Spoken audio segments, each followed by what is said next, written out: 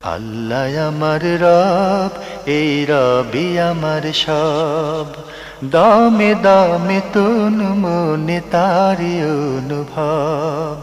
তোমার দুনিয়াতে আমি যেদিকে তাকাই, অথই নিয়ামতে ডুবে আছি সবাই। পাক পাখালির গানে শুনি তসবি কলো রব, তসবি কলো রব। আল্লাহ আমার রব, এই রবি। আসসালামু আলাইকুম। আলহামদুলিল্লাহ, আসসালাতু ওয়াসসালামু আলা রাসূলিল্লাহ। প্রিয় দর্শক, আপনারা যারা দেশে আছেন প্রবাসে, সবাইকে জানাই অনেক অনেক প্রীতি ও শুভেচ্ছা। শুরু হলো এনটিভি আয়োজিত এবং লাভ হলো নিবেদিত অনুষ্ঠান আপনার জিজ্ঞাসা। আপনাদের সাথে আছি আমি জাইনুল আবেদিন আজাদ, আর আপনাদের মনে জায়গা প্রশ্নের জিজ্ঞাসার জবাব দিচ্ছেন বিশিষ্ট আলেম ডক্টর মোহাম্মদ সাইফুল্লাহ। আসসালামু আলাইকুম ওরহমতুল্লাহি ওয়া বারাকাতুহু। প্রিয় দর্শক, চলুন তাহলে জিজ্ঞাসার জগতে। শুরুতে একটি ইমেল পাঠিয়েছেন সেতু, লিখেছেন, আমি যদি কোনো খাবার খেতে না চাই বা খেলে আমার ওজন বেড়ে যাওয়ার আশঙ্কা থাকে, তখন আমার স্বামী যদি খাওয়ার জন্য জোর করেন আর আমি না খাই, তাহলে কি তার কথা না শোনার কারণে আমার গুনাহ হবে? খাবারের বিষয়টি আসলে এটা হলো মানুষের একটা প্রাকৃতিক প্রয়োজনীয় বিষয়। যদি আপনার প্রয়োজন দেখা না দেয় এবং আপনি খেতে না চান, তাহলে আপনি ক্লিয়ার করে মানে স্বামীকে বুঝালেই যথেষ্ট, বুঝায় বললে যথেষ্ট যে আমার এখন চাহিদা নেই, আমি খেতে চাচ্ছি না। সেক্ষেত্রে যদি তিনি মনে করেন যে আপনি খাইতেই হবে, তাহলে আপনি তার সাথে শেয়ার করতে পারেন, কিন্তু এ বিষয়ে গুনাহ হবে না। যদি আপনি তাকে বুঝিয়ে বলেন অথবা না খান, এতে গুনাহ হবে না, কারণ এটা মুবাহ বিষয়ে আপনি তার মানে আবদার হয়তো রক্ষা করেননি, মানে সেটা আপনার যেহেতু চাহিদা নেই এই জন্য রক্ষা করেননি। কিন্তু তিনি যদি আপনাকে খেতে বলেন অথচ আপনি মানে খাওয়ারও প্রয়োজন আছে, ইচ্ছাকৃতভাবে ডিনাই করছেন, ইন্টেনশনালি তার সাথে মানে একটা মানে বিরোধ তৈরি করছেন, তাহলে অবশ্যই গুনাহগার হবেন। মানে সহযোগিতা করলেন, সহযোগিতা করলেন, তাহলে অবশ্যই গুনাহগার হবেন। কিন্তু মুবাহ কাজে এমনি আপনারও প্রয়োজন নেই আর তিনিও আপনাকে বলছেন, সেক্ষেত্রে যদি আপনি তার এই কথা না শুনেন, তাদের গুনাহগার হবেন না। অনেক সময় তো অনেকে একটু নিয়ে মন রক্ষা করে, কৌশলতা আছে। মানে এখানে যদি সেদিকে যাই, একটা বিষয় বলতে হবে, সেটা হচ্ছে কোনো ব্যক্তি যদি কোনো বিষয়ে কাউকে আবদার করেন, আর যদি তার আবদারের জায়গাটা এমন হয় যে যেখানে মানে তার সম্মান রক্ষার বিষয় আছে, তাহলে সেটা অনুসরণ করাটাই হচ্ছে ইসলামের বিধান, সেটা শিষ্টাচার বহির্ভূত হয়ে যাবে। জি, আমরা জানলাম বিষয়টি সম্পর্কে। প্রিয় দর্শক আরও লিখেছেন, স্বামীর ফোনে তার অনুমতি ছাড়া মেসেজ কিংবা কল লিস্ট চেক করা যাবে? সন্দেহ ব্যতীত তার ফোনের গ্যালারি চেক করা যাবে? না, এগুলো করবেন না, এগুলো ফিতনার কারণ। আর এসবের কারণেই মূলত প্রচুর ফ্যামিলি ধ্বংস হয়ে যাচ্ছে এবং পারস্পরিক আস্থা নষ্ট হয়ে যাচ্ছে। হারাম। ওলা তাজাসসু, তোমরা গোয়েন্দাগিরি করো না। ইসলামে এটাকে হারাম করে দিয়েছে। একজনের পেছনে মানে তার কোনো বিষয়ে গোয়েন্দাগিরি করা, তার বিষয়ে মানে কোনো খারাপ কিছু অনুসন্ধান করার জন্য চেষ্টা করা, সেটা ইন্টেনশন হোক অথবা ইন্টেনশন ছাড়া হোক, পরিপূর্ণরূপে নিষিদ্ধ, ইসলাম অবৈধ করেছে। যে স্বামীর পোশাক যেমন টি শার্ট কি তার স্ত্রীর জন্য পরা হারাম? স্বামী যদি চান স্ত্রী তার টি শার্ট পরুক, তাহলে কি পরতে পারবে? মহিলাদের জন্য পুরুষের কাপড় পরা হারাম, পুরুষ সাজার যে পোশাকগুলো আছে সেগুলো পরা হারাম, সেটা মানে মহিলাদের জন্য নিষিদ্ধ। রাসূলুল্লাহ সাল্লাল্লাহু আলাইহি ওয়াসাল্লাম হাদিসে বলতে বলেছেন, লাআনাল্লাহু আল মুতারাজ্জিলাত মিনান নিসা, যে সমস্ত নারীরা পুরুষের বেশভূষা গ্রহণ করবে তাদের উপর আল্লাহ তাআলা লানত। কোনো কোনো রাওয়ায়াতের মধ্যে রাসূলুল্লাহ সাল্লাল্লাহু আলাইহি ওয়াসাল্লাম বলেছেন যে তিন দল ব্যক্তি জান্নাতে যাবেন না, জান্নাত তাদের উপর হারাম। অথবা কোনো কোনো রাওয়ায়াতের মধ্যে এসেছে তিন দল ব্যক্তি জান্নাতে প্রবেশ করবে না, তাদের মধ্যে আল মুতারাজ্জিলা, মানে ওই নারী যে নারী পুরুষ বেশ ধারণ করেছে। সুতরাং পুরুষের কোনো পোশাক নারীদেরকে পরা এবং এটা প্র্যাকটিস করা মোটেও উচিত নয়, এগুলো থেকে নিজে বিরত থাকবেন। একটা হচ্ছে পোশাক পরা, এটা জানতে হবে, মানে এখানে দুটো মশালা মানে আছে। একটা হচ্ছে পোশাক পরা, আপনি জাস্ট বুঝলেন না একটা বিনোদন করা, মানে সেটা হচ্ছে তো একটা পোশাক পরলেন, মানে এটা কেমন দেখা যায় এই সেই, মানে দুইটার মধ্যে আলাদা আলাদা দৃষ্টিভঙ্গি রয়েছে। পোশাক পরা হারাম, পোশাক পরে কোথাও যাওয়া হারাম, কিন্তু আপনি যদি কেউ মানে ঘরে নিজে পড়েন যে যে আমার কেমন দেখা যায় বা কি, এটা কিন্তু ভিন্ন মাসআলা, এটা এক মাসআলা নয়। জি, অনেক সময় দেখা যায় গৃহে উনি যে বিষয়টি স্পষ্ট করেছেন, টি শার্ট এমন একটা শার্ট যেটা তো ছেলে মেয়ে উভয় পরে ঘরের পরিবেশের ভিতরে একান্ত তাদের বিষয়ে, সেটা আপনি তো শেষে পরিষ্কার করেছেন। আমি ক্লিয়ার করে দিয়েছি। জি, তো এখানে আসলে বিবেচনার বিষয় আছে। আমরা কোনো গড়ে কথা বলি না, তথ্যভিত্তিক কথা থেকে আমরা অনেক কিছু উপলব্ধি করতে পারি। আরেকটি ইমেল পাঠিয়েছেন তারেক কোতোয়ালি চট্টগ্রাম থেকে, লিখেছেন, এনটিভির আপনার জিজ্ঞাসা অনুষ্ঠানটি আমার খুবই প্রিয়। ডক্টর মোহাম্মদ সাইফুল্লাহর রেফারেন্স ভিত্তিক জবাব সত্যি চমৎকার। আমার কিছু প্রশ্ন ছিল, উল্লেখ করলাম। 1, জুমার নামাজে সাধারণত বাংলা ও আরবি দুটো খুতবা দেওয়া হয়। দুটো খুতবা চলাকালীন লাল বাতি জ্বালিয়ে দেওয়া হয়, তার মানে এ সময় নামাজ পড়া যাবে না? বাংলা খুতবা শোনা কি ওয়াজিব? এ সময় নামাজ কি পড়া যাবে? ধন্যবাদ আপনাকে। আপনি 3টি বিষয় উল্লেখ করেছেন আপনার প্রশ্নের মধ্যে। প্রথম বিষয় উল্লেখ করেছেন যে জুমার খুতবা দেওয়া হয়ে থাকে বাংলায় একটা, আবার আরবিতে একটা। তো আপনার কথা হচ্ছে যে তখন লালবাতি জ্বালিয়ে দেওয়া হয়। মসজিদে লালবাতি জ্বালিয়ে দেওয়া এটা সুন্নাহ পরিপন্থী কাজ, বরং বিদআত হবে এবং হারাম হবে। তার কারণ হচ্ছে মসজিদে যদি কোনো মুসল্লি আসেন, সেই মুসল্লি মসজিদের আহকাম জেনেই আসবেন, মসজিদে এসে কী করতে হয় সেটা জানতে হবে তাকে। কারণ মুসল্লি মসজিদে আসবেন, যদি আহকাম না জানেন তাহলে এটা ভুল কাজ, তাকে শিক্ষা দিতে হবে। কিন্তু লালবাতি দিয়ে মসজিদে সলাৎ নিষিদ্ধ করা এটি ইবাদতের পরিপন্থী। কারণ কোনো ব্যক্তি যদি তিনি মসজিদে প্রবেশ করেন, তিনি যদি তার আগের সলাৎ ফরজ সলাৎ আদায় করেন না, তিনি যদি ফরজ সলাৎ আদায় করতে চান আদায় করতে পারবেন। সুতরাং যিনি লালবাতি জ্বালিয়েছেন তিনি কি বুঝাচ্ছেন? এখানে সলাৎ পড়া নিষেধ না, মসজিদে এরকম কোনো সময় নেই যে সময় সালাত পড়া নিষেধ। তো তাহিয়াতুল মসজিদ পড়বেন, তাহিয়াতুল মসজিদ আরেক পরের মাসালা আসতেছি। মানে এটা হচ্ছে কমনলি কথা হচ্ছে মসজিদে লাল বাতি জ্বালিয়ে সালাত পড়া নিষেধ, এ কথা বলা হারাম, কারণ এর কোনো ভিত্তি নেই। দ্বিতীয় নম্বর যে বিষয়টি সেটা হলো, মসজিদে যিনি আসবেন তিনি মসজিদে বসতে হলে অবশ্যই তিনি 2 রাকাত তাহিয়াতুল মসজিদ পড়ে বসতে হবে। সুতরাং আপনি লালবাতি দিয়ে এটা বোঝাচ্ছেন যে আপনি তাহিয়াতুল মসজিদ পড়বেন না, এটা সুন্নাহ পরিপন্থী একটা হারাম কাজ, বরং নবী সাল্লাল্লাহু আলাইহি ওয়াসাল্লাম সুন্নাহর সাথে সাংঘর্ষিক একটি কথা। আপনি লালবাতি জ্বালিয়ে দিয়ে এটা বোঝাচ্ছেন যে আপনি তাহিয়াতুল মসজিদ পড়বেন, আপনি বসে যাবেন। 3 নম্বর যে পয়েন্টটি সেটা হচ্ছে, মসজিদে যখন কোনো ব্যক্তি প্রবেশ করবেন, জুমার মসজিদে কোনো ব্যক্তি যখন প্রবেশ করবেন, তখন ইমাম সাহেব যদি খুতবারত থাকেন তখনও তিনি তাহিয়াতুল মসজিদ পড়বেন। মানে যেটা খুতবাতুল জুমার খুতবা, সেখানেও রাসূলুল্লাহ সাল্লাল্লাহু নির্দেশ দিয়েছেন সেখানে তাহিয়াতুল মসজিদ পড়বেন। সুতরাং প্রশ্নই আসে না যে লালবাতি জ্বালানোর এই কাজটি যে কত বড় জঘন্যতম অপরাধ এবং হাদিসের পরিপন্থী। রাসূলুল্লাহ সাল্লাল্লাহু আলাইহি ওয়াসাল্লাম হাদিসের মধ্যে বলেছেন, সহিহ বুখারী হাদিস, ফালা ইয়াজলিস হাত্তা ইউসাল্লি রাকাতাইন, 2 রাকাত না পড়ে তাকে পড়তে মানে বসতে নিষেধ করা হয়েছে। সুতরাং এটা মসজিদকে ট্রাফিক সিগন্যালের মতো লালবাতি জ্বালাবেন, তারপরে আপনি কখন সবুজ বাতি জ্বালাবেন, এগুলো মসজিদের কাজ নয়। নাউযুবিল্লাহি মিন যালিক। মসজিদের আদাব আছে, 1400 বছর পর্যন্ত ওলামায়ে কেরামগণ মসজিদের আদাব উল্লেখ করেছেন, তাদের কিতাবগুলোর মধ্যে মসজিদের আদাব উল্লেখ করা হয়েছে। যারা এই ধৃষ্টতা পোষণ করে থাকেন লালবাতি দিয়ে মসজিদে, আমি অত্যন্ত বিনয়ের সাথে অনুরোধ করব, তারা হারাম কাজ করতেছেন, অবশ্যই আজকে থেকে লালবাতি মসজিদে খুলে ফেলবেন, আজকে থেকেই মসজিদে লালবাতি খুলে ফেলবেন। কারণ তাহলে আপনি কিয়ামতের দিন আটকা পড়ে যাবেন। আল্লাহর বান্দাদেরকে সলাত থেকে বাধা দিয়েছেন।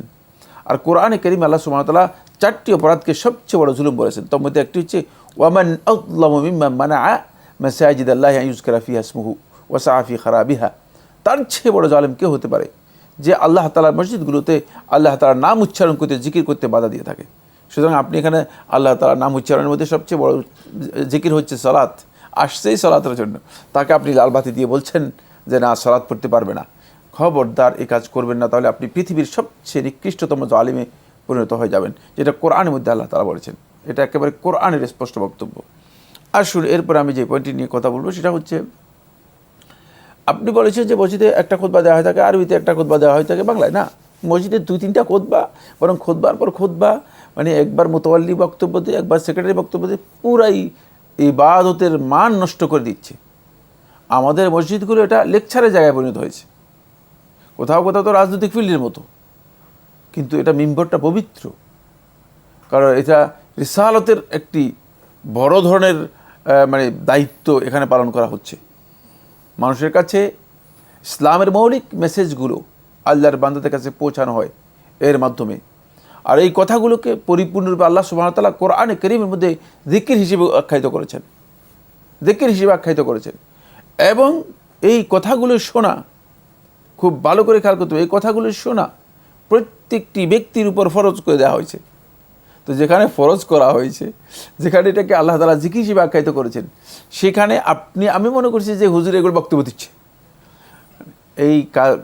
এই জ্ঞান আমাদের হয়নি, কারণ আমরা ইবাদতের সেই বিষয়গুলো আসলে উপলব্ধি করতে পারিনি।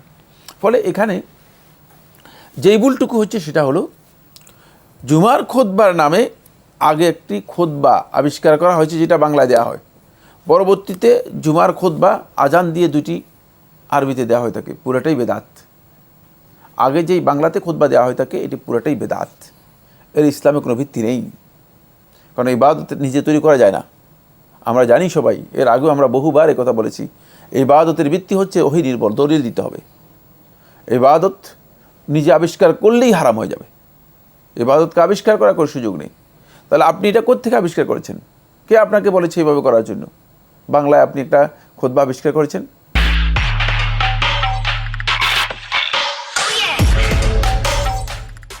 খুবই গুরুত্বপূর্ণ বিষয়।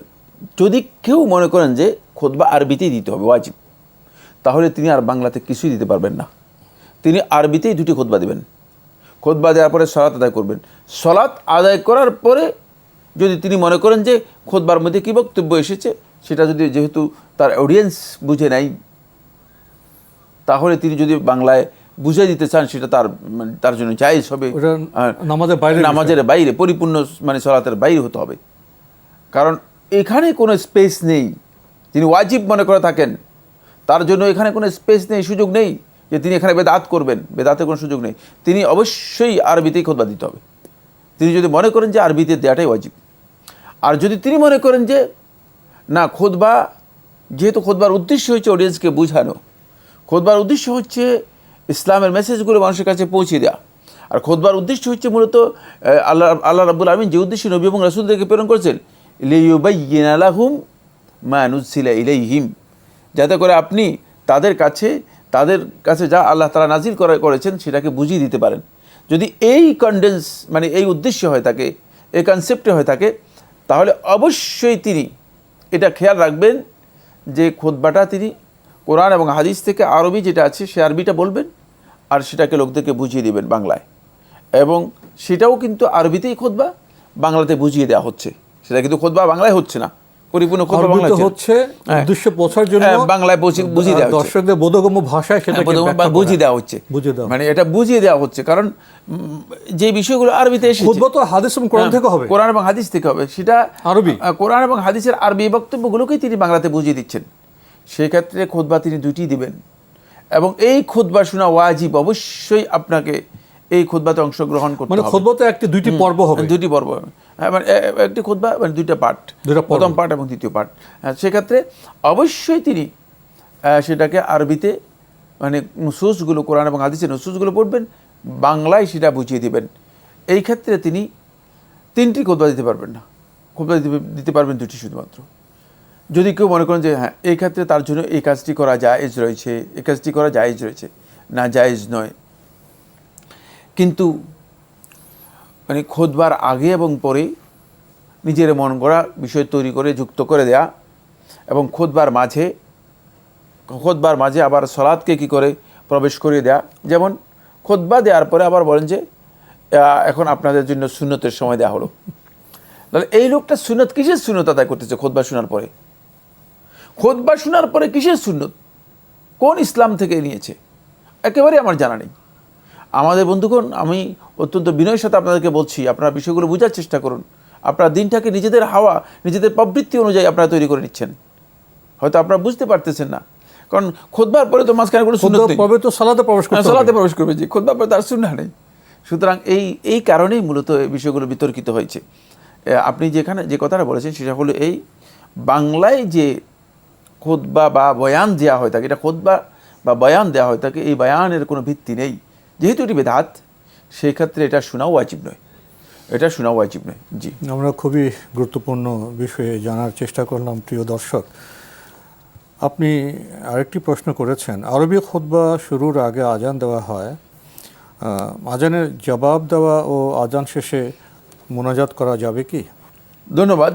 আজানের জবাব দিতে পারবেন এবং আজানের শেষে দোয়া পড়তে পারবেন, মুনাজাত নয়। মুনাজাতকে আমরা পরিভাষা চেঞ্জ করতে হবে, মুনাজাত শব্দটি শুদ্ধ নয়, মুনাজাত শব্দটি এখানে প্রযোজ্য নয়, এটা হচ্ছে দোয়া। আল্লাহ রাব্বুল আলামিনের কাছে এখানে একটা দোয়া রয়েছে, জিকির, এটা একেবারে দোয়া জিকির, দোয়া ও জিকির, আল্লাহুম্মা রাব্বা হাযিহি দাওয়াতি তাম্মা ওয়াস সালাতিল কায়িমা। এখানে আমরা দোয়া ও জিকির, এটি এখানে যেহেতু রাসূলুল্লাহ ফিক্সড করে দিয়ে গেছেন, সুতরাং এখানে যে দোয়া ও জিকির রয়েছে সে দোয়া করা সুন্নাহ এবং করতে পারবেন। জি, আমরা জানলাম বিষয়টি সম্পর্কে। প্রিয় দর্শক, আমাদের হাতে আরও একটি ইমেল পাঠিয়েছেন স্টকহোম থেকে মিজান, লিখেছেন, আমরা ইউরোপ প্রবাসীরা এখানে কোরবানি দিলে পশু নিজ চোখে দেখতে পাই না, কোথায় হয় জানি না, মাংস পাই ঈদের 2-3 দিন পর, বায়তুল মালের টাকা পাই না ইত্যাদি। এভাবে কোরবানি দেওয়া কতটুকু যুক্তিযুক্ত? কোরবানিটা কীভাবে দিলেন সেটা তো তিনি বললেন না, ইউরোপে যেটা হয়, অস্পষ্ট বক্তব্য দিয়েছেন। এটা বলেছেন যে কোরবানি তো, যেমন আমরা তো যখন হজে যাই, আমরা তো টাকাটা ব্যাংকের মাধ্যমে বা কিছু মাধ্যমে পাঠিয়ে দিই, তারা, আমরা তো সে পশু দেখি না, কিন্তু কোরবানি হয়ে যায়, অথরিটি ঠিক আছে, আমরা নিশ্চিত হয়ে তারপর আমাদের অন্য ইবাদত করি। এখানে একই রকম যারা ইউরোপে কেন, এখন তো আমাদের বাংলাদেশেও হচ্ছে, তারা পশু দেখেন, পছন্দ করেন, বা অনলাইনে বা মিডিয়ার মাধ্যমে সেখানে টাকা পাঠিয়ে দেন। তো পশু যখন জবাই হয় ওনারা দেখেন না, একটা প্রতিষ্ঠানকে দিয়ে দেন এবং ওনারা ওনাদের সময় অনুযায়ী 2-1 দিন পরে গোশত পাঠান। এইভাবে কি কোরবানি দিলে হবে? ধন্যবাদ। প্রথম কথা হচ্ছে, কোরবানির ক্ষেত্রে ওকালা জায়েজ। ওলামায়ে কেরামগণ বলেছেন, ওকালা বলতে কাউকে এজেন্ট নিয়োগ করা, দায়িত্ব দেওয়া, কোরবানির পশু জবাই করার জন্য এটি জায়েজ। যেহেতু রাসূলুল্লাহ সাল্লাল্লাহু আলাইহি ওয়াসাল্লাম আলী ইবনে আবি তালিব রাদিয়াল্লাহু আনহুকে জবের জন্য ওয়াকিল হিসেবে নিয়োগ দিয়েছেন, সহিহ রিওয়ায়াত দ্বারা সাব্যস্ত হয়েছে। সেক্ষেত্রে কোরবানির ক্ষেত্রে আপনার জন্য ওকালা করা জায়েজ রয়েছে, ওকালা করতে পারবেন, অর্থাৎ এজেন্ট হিসেবে একজনকে নিয়োগ দিতে পারবেন। কিন্তু সেখানে শর্ত হচ্ছে অবশ্যই ওকিল আমিন কিনা নিশ্চিত হতে হবে, 100% বিশ্বস্ত কিনা, মানে তার এই বিষয়গুলো কনফার্ম হতে হবে আপনাকে। যদি আপনি কোম্পানি হয়ে থাকে তাহলে কোম্পানি আসলে কোম্পানির পশু আছে কিনা সেটা আপনার কনফার্ম হতে হবে, কোম্পানি আসলে এই কাজ করে কিনা সেটা কনফার্ম হতে হবে। সেকেন্ডলি যে বিষয়টি সেটা হলো, কোরবানির পশু আপনাকে কনফার্ম করতে হবে যে কোরবানির পশু কোনটা আপনি জবে করতেছেন, সেটা আপনাকে কনফার্ম করতে হবে। সেটা অনলাইনে হতে পারে অথবা অন্য কোনো বা অফলাইনে হতে পারে, কারণ যেখানে আপনি পশু জবে করা হবে সেখানে আপনি যেতে কোনো বাধা নেই। যদি বাধা থাকে তাহলে আপনি পশু জবে করবেন কীভাবে? তো সেক্ষেত্রে আপনি অবশ্যই সেখানে গিয়ে অফলাইনে দেখতে পারেন অথবা অনলাইনে দেখতে পারেন, যাতে করে আপনি কোরবানির পশু, যেটা আপনার পশু নির্ধারণ করা হয়েছে, আপনি কিনছেন অথবা আপনার জন্য যেটা পশু হিসেবে তারা আপনার কাছে বিক্রি করেছে, সেটা কনফার্ম করতে হবে আপনাকে। আপনি সেটা অনলাইনে হলো, যেভাবে হোক, এনি হাউ হতে হবে, অর্থাৎ যে কোনো পদ্ধতিতে আপনি গ্রহণ করেন, অনলাইন অথবা অফলাইন, আপনি সেটা অবশ্যই নিশ্চিত হতে হবে। 3 নম্বর, মানে তারা অবশ্যই জবেহ করবে, মানে জবে অবশ্যই করতে হবে, জবে না আল্লাহর নামে জবে করবে এবং ফি ওয়াক্তিহি, মানে নির্দিষ্ট সময়ের মধ্যে জবে করবে। কোরবানির যে সময়, এটা কি 2-3 দিন পরে গোশত আপনাকে দেখে অসুবিধা নেই, কিন্তু কোরবানি একটা নির্ধারিত সময়, তো কোরবানি তো এক মাসালা, গোশত তো অন্য মাসালা। কোরবানি নির্দিষ্ট সময় কোরবানি হলো কিনা, তাদের মন মতো জবে করে দিলে হবে না। যেমন আপনার ঈদের সলাতের আগে জবে করলে সেটা কোরবানি জবে হবে না। তো এটা জানতে হবে তাদেরকে, কারণ তাদেরকে আপনি যে দায়িত্ব দিয়েছেন, এখন তারা কি আসলে ঈদের সলাতের আগে জবে করে দিচ্ছে, না একদিন আগে জবে করে দিচ্ছে, নাকি মানে ঈদের নামাজ শেষ হয়ে যাওয়ার পর, দিন শেষ হয়ে যাওয়ার পর, সময় শেষ হয়ে যাওয়ার পর তারপরে জবে করতেছে? যদি এমন হয়ে থাকে তাহলে কিন্তু কোরবানি হবে না। এই জন্য তারা আপনাকে কনফার্ম করতে হবে যে, একেবারে টাইমলি বলে দিতে হবে যে আমরা এতক্ষণে এই আপনার পশু জবে করেছি, অথবা টাইমটা তাদের ক্লিয়ার থাকতে হবে যে এই টাইমে আমরা জবে করবো। কোরবানির পশু তো ঈদের আরো 3 দিন পর তো যদি দেয়, সময়সীমা আছে, সময়ের বাইরে, মানে সময়ের মধ্যে হলে কোনো অসুবিধা নেই, সময়ের মধ্যে হলে কোনো অসুবিধা নেই। আর সেক্ষেত্রে আপনাদের জন্য কোরবানি গোশত পাঠালেও ভালো, না পাঠালে কোনো অসুবিধা নেই। সেটা আপনাদের সাথে কোরবানি গোশতের বিষয়টি তারা যেভাবে কনফার্ম করেছে বা যেভাবে আপনাদের সাথে চুক্তি হয়েছে সেভাবে তারা পালন করতে পারবে।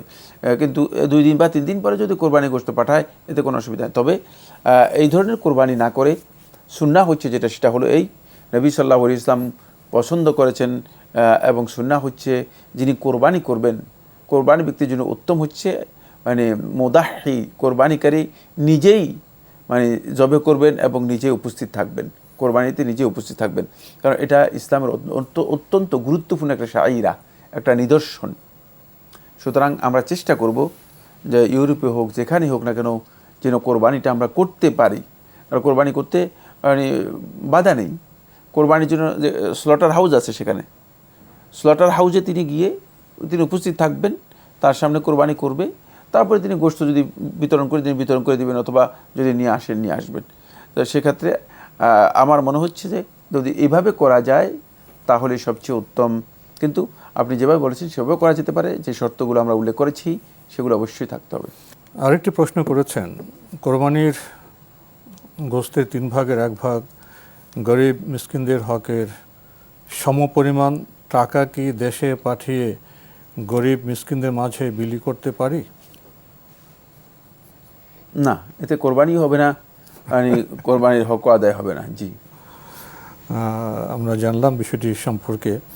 এরপরে আপনি আমাদের সুস্থতা ও ন্যাক হায়াত কামনা করেছেন। আমরাও আপনার সুস্থতা এবং ন্যাক হায়াত কামনা করছি।